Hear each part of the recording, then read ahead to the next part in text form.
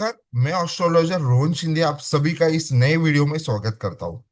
आज का हमारा वीडियो रहेगा सिंह लग्न के दिसंबर 2025 के मंथली प्रेडिक्शन के ऊपर। जी हाँ, अगर आपका लगन जन्म लगन सिंह है तो ये वीडियो आप जरूर देखिए।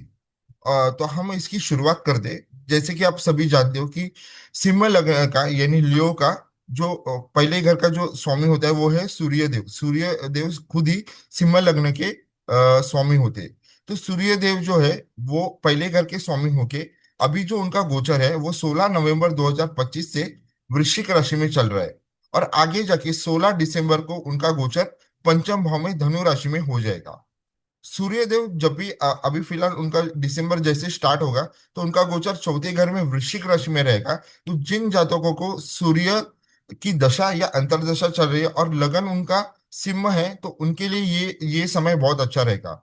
जैसे कि कोई फैमिली फंक्शन या कोई पूजा पाठ के कारण मेहमान आपके घर पे आ सकते हैं। कोई एक फैमिली फंक्शन के कारण मेहमान आपके घर पे विजिट हो सकते हैं। फैमिली लाइफ आपके लिए ये समय बहुत अच्छा है। हाँ, घर के लिए आपके कुछ खर्चे हो जाएंगे लेकिन ये अच्छी चीजों के लिए हो जाएंगे। जैसे घर के लिए कोई मरम्मत होना, कोई रिनोवेशन का काम होना। तो ऐसे कुछ घर घर के कार्यों के लिए आपके पैसे खर्च होंगे लेकिन वो अच्छी चीजों के लिए आपके पैसे खर्च होंगे। फिर सूर्य का गोचर जो है वो पंचम भाव में धनु राशि में जाएगा 16 दिसंबर के बाद। वहां पे भी ये गोचर अच्छा है। यहाँ पे आपको पीस ऑफ माइंड मिलेगा। जो भी आप काम कर रहे हैं वो उसमें आपको सक्सेस मिलेगा। जो काम अपने हाथ में ले वो आप सक्सेसफुली कंप्लीट करोगे। यहाँ पे सिर्फ एक चीज है, जैसे सूर्य का गोचर अपने पंचम भाव में धनु राशि में जाएगा तो सूर्य के ऊपर शनिदेव की दशम दृष्टि आ जाएगी। तो अगर आपकी जन्म की शनिदेव कमजोर है तो फिर उनकी दशम दृष्टि का उतना ज्यादा असर सूर्य के गोचर का पंचम भाव में नहीं होगा। लेकिन अगर आपके कई शनिदेव बहुत ही मजबूत बैठे हुए तो फिर उनके दशम दृष्टि द्वारा आपके पंचम भाव की सूर्य को पीड़ा होगी। फिर ये जो पॉजिटिव रिजल्ट्स जो पांचवें घर में है उनमें बहुत हद तक कमी आएगी। तो इस चीज का आप ध्यान जरूर रखिए। उसके बाद हम आएंगे दूसरे ग्रह के ऊपर जो है बुध। बुध जो कि है यहाँ पे दूसरे घर के भी स्वामी है और 11वें घर के भी स्वामी है। तो फिनेंस से रिलेटेड बुध बहुत इंपॉर्टेंट काम करते हैं सिंह लगने के लिए। तो अगर आपकी बुध की दशा चल रही है और बुध का फिलहाल गोचर 23 नवंबर से चौथे घर यानी वृश्चिक राशि में चल रहा है और आगे जाके दिसंबर के एंड में 29 दिसंबर को बुध का गोचर जो है वो धनु राशि में होगा। तो चौथे घर में उनका जो गोचर है वो फिलहाल उतने अच्छे रिजल्ट्स नहीं देगा। अगर आपकी बुध की दशा चल रही है और चौथे घर का गोचर है सिंह लग्न होके तो फिर उतने अच्छे रिजल्ट्स नहीं देंगे। थोड़े से आपको समय लगेगा अच्छे रिजल्ट्स आने के लिए। तो चौथे घर के में बुध का गोचर अच्छे रिजल्ट्स नहीं देते लेकिन जैसे वो पंचम भाव में धनु राशि में ट्रांजिट करेंगे तो फिनेंस रिलेटेड बहुत अच्छे रिजल्ट्स देंगे। लेकिन अगेन शर्त वही है कि आपके जन्म के शनिदेव कमजोर होने चाहिए, क्योंकि अगर आपकी जन्म के शनिदेव कमजोर है तो फिर बुध फिनेंस रिलेटेड पैसे से रिलेटेड बहुत अच्छे रिजल्ट्स देंगे। नहीं तो उनकी दशम दृष्टि द्वारा बुध को भी पीड़ा होगी। क्योंकि शनिदेव का गोचर अष्टम भाव में जाके वो पंचम भाव के पंचम भाव यानी धनु राशि को अपनी दशम दृष्टि से देख रहे हैं। उसके बाद हम दूसरे ग्रह के ऊपर आएंगे जो है शुक्र ग्रह। शुक्र ग्रह सिंह लग्न के लिए तीसरे घर के भी स्वामी है और दशम भाव के भी स्वामी है। तीसरे और दशम के स्वामियों के शुक्र का गोचर फिलहाल चौथे घर में चल रहा है वृश्चिक राशि में। जैसे दिसंबर स्टार्ट होगा 26 नवंबर 2025 से और आगे जाके वो पंचम भाव यानी धनु राशि में उनका गोचर रहेगा 20 दिसंबर 2025 से।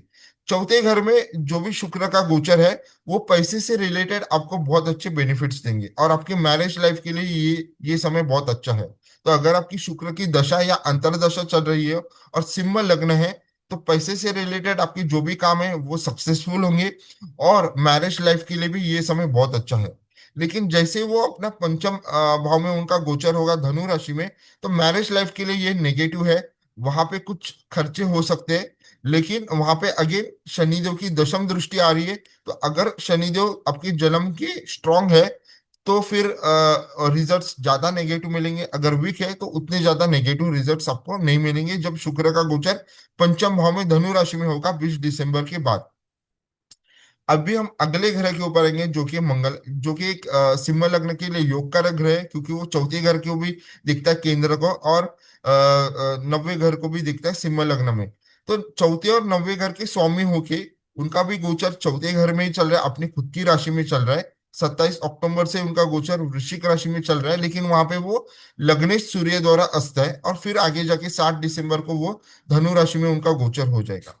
चौथे घर में जो मंगल का गोचर चल रहा है वो भी अच्छा है, क्योंकि यहाँ पे जो भी जातक अगर मंगल की दशा अंतर दशा चल रही है, तो इस समय में अगर आपके पास कोई नई बिजनेस आइडिया है या कोई बिजनेस स्टार्ट करना चाहते हो, तो उसके लिए ये समय आपके लिए बहुत अच्छा है। उसी के साथ आपकी मेंटल हेल्थ भी यहाँ पे बहुत अच्छा होगी। जो भी आप काम करोगे उसमें आपको सक्सेस मिलेगा। और अगर आपके कोर्ट में कोई प्रॉपर्टी रिलेटेड मैटर चल रहे हो, तो वहां पे आपको फेवरेबल रिजल्ट्स मिलेगा। लेकिन जैसे ही ये ये मंगल का गोचर पंचम भाव में जाएगा, तो पंचम भाव में भी आपको बहुत अच्छे रिजल्ट्स मिल जाएंगे, क्योंकि पंचम भाव में भी फिनेंस रिलेटेड आपको अच्छे रिजल्ट्स मिलेंगे, सेहत भी आपकी अच्छी रहेगी। एक ही चीज है, बस शर्त एक ही चीज है कि वहां पे आपके जन्म की शनिदेव कमजोर होने चाहिए, क्योंकि उनकी दशम दृष्टि वापस मंगल को भी पीड़ा देगी। अगर वो कमजोर है तो उतने नेगेटिव रिजल्ट्स नहीं मिलेंगे, लेकिन अगर वो स्ट्रांग है तो फिर जो पॉजिटिव रिजल्ट्स आपको मिल रहे हैं मंगल के पंचम भाव में जाने से, उसमें बहुत हद तक कमी आएगी। अभी दूसरे ग्रह के ऊपर जाएंगे, जो है गुरु। गुरु जो है वो पंचम भाव के भी स्वामी होते हैं सिंह लग्न में, और अष्टम भाव के भी स्वामी होते हैं। देखिए, पंचम और अष्टम के स्वामी होके गुरु जो है वो फिलहाल कर्क में 12वें घर में उनका ट्रांजिट चल रहा है, रेट्रो होके, यानी कि वक्री होगी, और फिर वो 5 दिसंबर से 11वें घर में जाएंगे।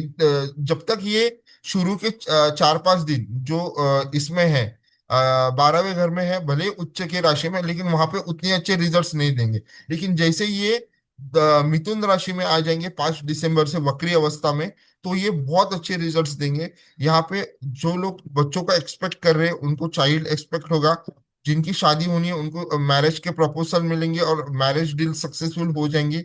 मतलब जो लोग अपनी शादी चाहते हैं उनकी शादी हो जाएगी, अगर आपकी गुरु की दशा अंतरदशा चल रही है। अगर जिन जातों का भी बिजनेस है उनको बिजनेस में गेन मिलेंगे। शेयर मार्केट में काम कर रहे हैं तो शेयर मार्केट से भी इनकम अच्छी हो सकती है, और जॉब कर रहे हैं तो प्रमोशन भी हो सकते हैं। तो गुरु का जो गोचर है वक्री अवस्था में 11वें घर में मिथुन राशि में, और आपकी अगर गुरु की दशा अंतरदशा है सिंह लग्नों के, तो ये समय उन जातकों के लिए बहुत ही अच्छा जाने वाला है।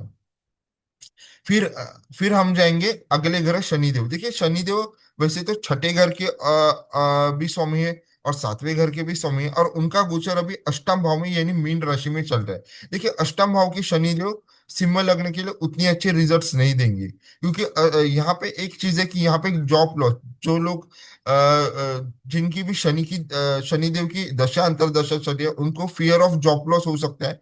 मतलब जो जॉब है वो जा सकती है, और या आप कोई जॉब चेंज के लिए देख सकते हो, तो वहां पे आपको थोड़ी दिक्कत आएगी। इनकम यहाँ पे कम हो सकती है, मतलब खर्चे ज्यादा है लेकिन इनकम, खर्चे ज्यादा हो रहे हैं लेकिन इनकम बहुत लो है, या लो इनकम वो फेस करेंगे, तो फिनेंशियल क्राइसिस होंगे। और जो भी आप काम लोगे तो उसमें सक्सेस नहीं मिल सकता, वहां पे फेलियर हो सकता है। इसकी मैं रेमेडी बता रहा हूँ। इसकी रेमेडी है, अगर ये नेगेटिव इफेक्ट को कम करना है, तो रोज एक माला ओम शन शनिचराय नमः, इस एक माला का 108 बार जाप कीजिए। एक माला का जाप जरूर करना, रोज करना आपको। सुबह नहाने के बाद जब भी आप भगवान से प्रार्थना करते हो तभी एक माला का जाप कीजिए, या शाम को भी आप कर सकते हो नहाने के बाद। ओम शन शनिचराय नमः। और शनिवार के दिन नॉनवेज को मत खाइए। और सबसे इंपॉर्टेंट है कि इस समय भले ही ये गोचर उतना आपके लिए अच्छा नहीं है, लेकिन आपको ईगोलेस लेना है। देखिए, शनिदेव स्वयं कहते हैं कि जो आदमी अहंकारी होता है उसको मैं सजा जरूर देता हूँ। तो जो आदमी अहंकार नहीं होगा, अगर इस समय में आपको अहंकार नहीं होगा, भले ही चीजें आपकी विरुद्ध में जा रही है शनिदेव के गोचर के द्वारा, अहंकार नहीं होना, तो फिर शनिदेव आपकी भले ही वो परीक्षा लेंगे, लेकिन आगे जाके जब उनका गोचर बदल जाएगा तो आपको वो फायदा जरूर देंगे। ये मैं चीज कहूंगा। भले वो अपने आगे जाके नीच के राशि में जाएंगे, लेकिन नीच के राशि में वो आपको वो देंगे जो आपको चाहिए। लेकिन अभी का गोचर उनका अच्छा नहीं है, तो यहाँ पे आपको पेशेंस होना, पेशेंस रखना बहुत इंपॉर्टेंट है। धैर्य आपको रखना चाहिए और ईगोलेस होना चाहिए। और जो मैंने कहा है जिनके लिए पॉसिबल है, वो एक माला का जाप करे, ओम शन शनिचराय नमः। और शनिवार के दिन नॉनवेज को मत खाइए। फिर हम आएंगे चंद्र। देखिए, चंद्र वैसे तो 12वें घर के स्वामी होते हैं सिंह लग्न के लिए। तो चंद्र भले ही आपकी जन्म की कहीं पे भी बेटे हो, वो उतने अच्छे रिजल्ट्स नहीं देखे, लेकिन हमें वो चीज देखने की सिंह लग्न में कब चंद्र का भी अफ्लिक्शन आ रहा है, क्योंकि चंद्र को दो ग्रह अफ्लिक्शन देते हैं, वो है शनिदेव और केतु। तो यहाँ पे 4 दिसंबर, 5 दिसंबर, 10 दिसंबर, 11 दिसंबर, 20, 21 और 27 दिसंबर, इन दिनों के ऊपर चंद्र को अफ्लिक्शन मिल रहा है। 20 और 21 को सबसे ज्यादा मैलिफिक डेट है। यहाँ पे क्या होता है कि 12वें घर के होके आपके एक्सपेंसेस बहुत ज्यादा बढ़ जाएंगे, मतलब इनकम से ज्यादा आपके खर्चे ज्यादा हो रहे हैं। उसके वजह से आपकी मेंटल पीस आपकी डिस्टर्ब हो जाएंगी, क्योंकि इन तारीखों के ऊपर शनिदेव और केतु आपकी जन्म की चंद्रमा को इफेक्ट करेंगे। तो ये चीज आप बहुत ध्यान में रखिए। और यहाँ पे इन बस आपको एक चीज का ध्यान रखना है कि ऐसा ना हो कि आपकी इनकम से आपके डबल खर्चे हो और जिसके कारण आपकी मेंटल पीस डिस्टर्ब हो जाए। तो फिनेंस से रिलेटेड ही है। तो बस उसी चीज को आपको दिसंबर मंथ में ध्यान रखना है। फिर हम जाएंगे राहु। देखिए, राहु फिलहाल सप्तम भाव में गोचर चल रहे हैं, कुंभ में, और केतु का पहले भाव में ही, मतलब सिंह लग्न में उनका गोचर हो रहा है। तो सप्तम भाव में अगर राहु है और उनकी दशा अंतरदशा है, ये बहुत अच्छे रिजल्ट्स देंगे। अगर ये कोई योग राजयोग बना रहे आपकी सूर्य जन्म की सूर्य, यानी कि सूर्य के साथ गुरु या मंगल के साथ, क्योंकि देखिए सूर्य, गुरु और मंगल पहले भाव, पंचम भाव और नौवें भाव के स्वामी होते हैं। और अगर ये केंद्र में होके इनसे कोई संबंध बना रहे, तो ये समय एक बहुत अच्छा जाएगा, जिनकी अगर राहु की दशा अंतरदशा चल रही है। और जिनकी भी केतु की दशा अंतरदशा चले, उनके लिए भी एवरेज टू गुड ही रहेगा ये समय। बस एक ही चीज है कि जो मेलिफिक प्लैनेट है शनि या मून, उनका एफ्लिक्शन नहीं होना चाहिए केतु के ऊपर। नहीं तो फिर इसके भी नेगेटिव रिजल्ट्स मिल जाएंगे। यानी जन्म के शनिदेव आपकी केतु को देख रहे हैं, या पहले ही भाव में आपके चंद्र है और उनके ऊपर से केतु का गोचर हो रहा है, तो फिर ये दशा या अंतर्दशा उतनी अच्छी नहीं जाएगी। अगर वहां पे कोई भी प्लेनेट नहीं है, शनिदेव नहीं है या चंद्रमा नहीं है, तो फिर केतु की दशा आपके लिए एवरेज टू गुड जाएगी। तो ये था हमारा आज का सिंह लग्न का गोचर। आपको कैसे लगा, आप इसके लिए ऊपर लाइक कीजिए, कमेंट कीजिए, शेयर कीजिए। और हम मिलते हैं अगले इसके अगली राशि जो कि है कन्या राशि के ऊपर हम अपना लेके आएंगे। तो तब तक के लिए आप सभी का धन्यवाद। Thank you.